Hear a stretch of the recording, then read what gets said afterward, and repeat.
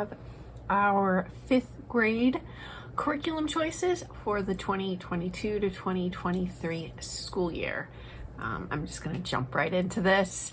I will also down below in the description box down below, you'll find a playlist of all our curriculum videos, which I've already posted what our 9th grade choices are going to be. So if you're interested in that, check it out. So let's get into 5th grade. If you've seen any of my other videos, I have talked about my 9-year-old. She'll be 10 in September. She had struggled with reading. It was a very difficult thing for us. She's doing really good right now though. Reading, I would say very close to grade level. So that's awesome. Very excited about that. Spelling's not great. So we're going to start working on that. And some more reading practice. Kind of things, phonics things. So that's where we'll start first. So she's been working on, so we've already started school. We start school in July. So we're a few weeks in at this point, but she has been doing, I ended up getting her Explode the Code, 7 and 8. So she's been working through 7. So I think we've done 4 weeks of school because I think she finished up the 4th lesson today. Let me just, yeah, we've done 4 weeks of school because she's been doing a lesson a week. And so I went through, so my youngest, my now kindergartner, is doing Explode the Code. And so I started looking at some of the higher levels just to see if it would be something that might help her. And so I looked at what they help with and totally seemed like, yeah, that's going to be something that's just extra practice for her. So these are, I'll show the table of contents. I could do flip throughs of these as well. Comment down below if that's something you're interested in. But you can see like the different things that are in this book. So yeah, she's been working her way through this. I got her a grade 4 writing book. And the reason I got her grade 4 was because of the reading, and she's doing really well reading this. I wanted her to work on some writing skills, but I didn't want the reading to be overwhelming for her. So that's why I went ahead and just got the 4th grade book. But this works all the way up. It starts out with like choosing like what is a statement, and picking out like sentence fragments, like which one's a full sentence or complete sentence, which one's a sentence fragment, things like that. It starts there and goes all the way up to being able to write a 5-paragraph essay, I guess. So, like I said, she is in 5th grade. She could be in 4th grade, depending on where you live.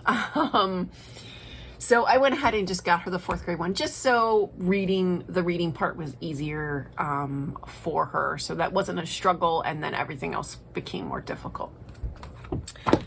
And let's see, she's also doing, we are finishing up Fix It Grammar. She did about half of this last school year. We didn't start it till the second half of the school year. So we're finishing up. This is Fix It Grammar, the Nose Tree. This is the old version. Obviously it has been taped. It is, it's my 2nd child using it.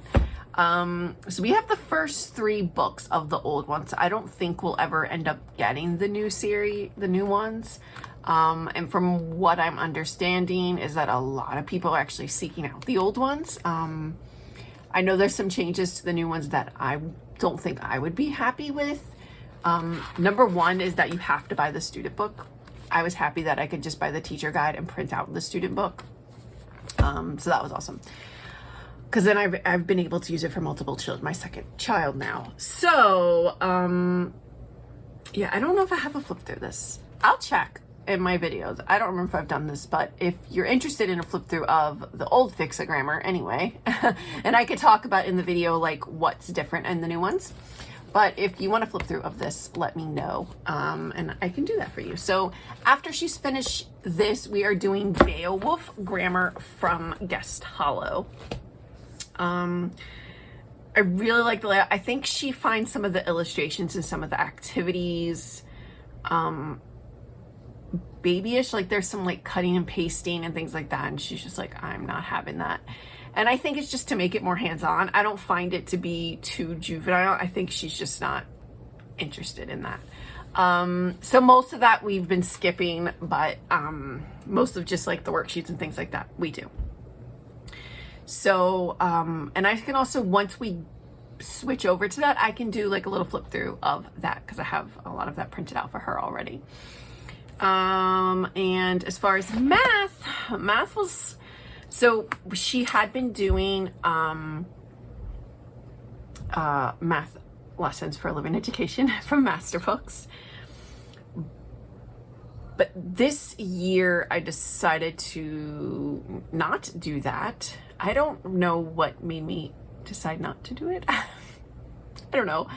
I have Math Mammoth. I have the like digital version of Math Mammoth, levels 1 through 6. From when my oldest started first grade, math, I think Math Mammoth was just coming out, and it was like this really good deal to get the digital version for like a super, super good price.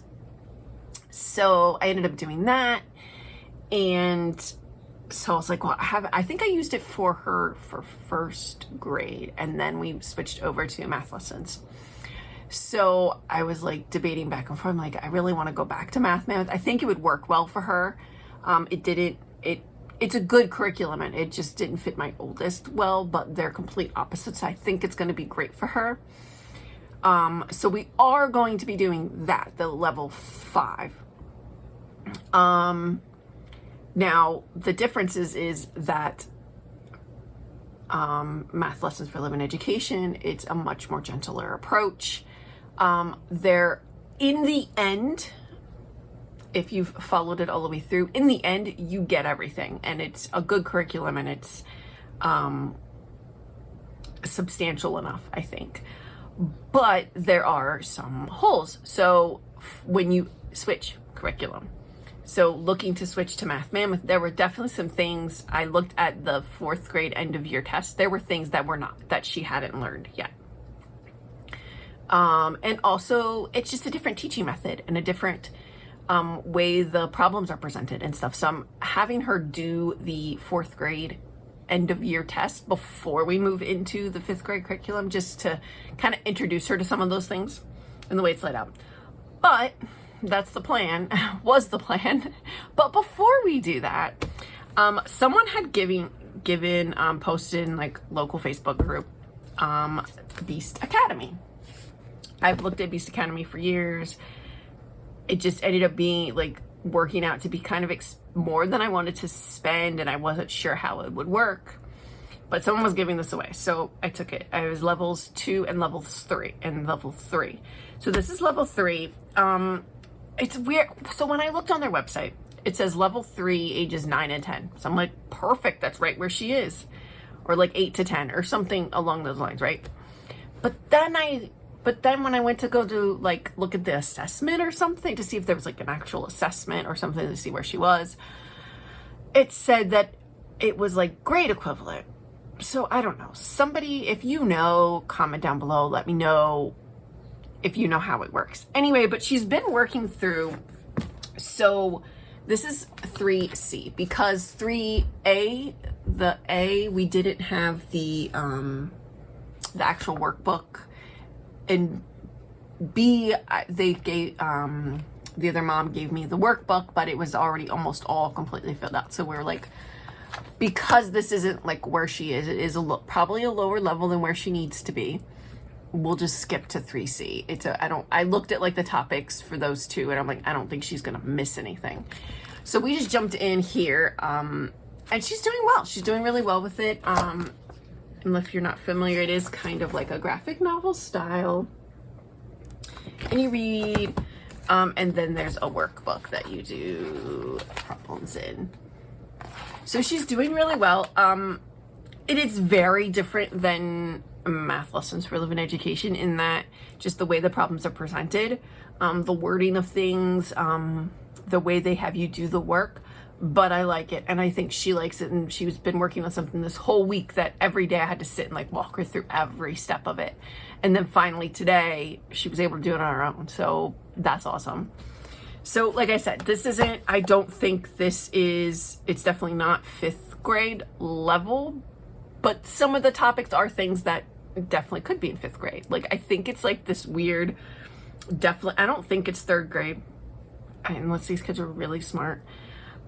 I don't know. But so she wanted to work her way through C and D, and then we're going to start Math Mammoth. Again, we're homeschooling. It doesn't matter if she gets it all in 1 year, as long as she's getting math and she's learning and progressing, whatever. Doesn't matter. History, right now she's doing this History Pocket Native Americans book, and we're also doing, she sits along in her sister's history. She's doing like a modern history, so she listens to that. We've been watching some like YouTube videos and reading lots of books and things like that. So that's what we're working on right now, and that is going to lead us into America's Story 2. I should have an America's Story 1 flip through. I'm pretty sure. If I don't, I will do this one. And I have America's Story 3 as well.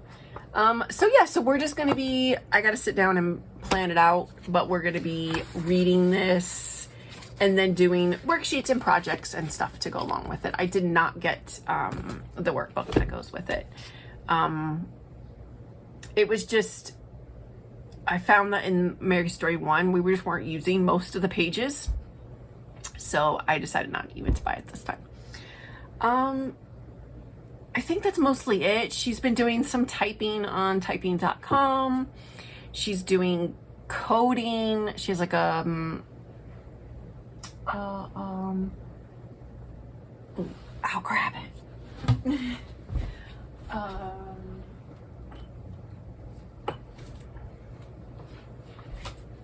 She has this book, so she's been doing some coding in here. And as far as science, we do science as a group. This year we are doing, so we're finishing up botany. We should be done this first 6 weeks of school. And then we will be moving on to probably like a biology unit. My plan this year is to do like a general science for the year and kind of do like 6 weeks of each topic. That's the plan. We'll see how it goes.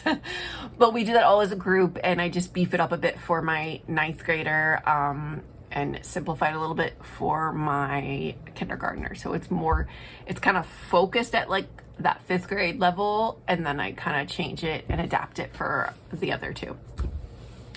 I think that's it. I'm sure she's doing Spanish, she has like a Spanish workbook she does occasionally.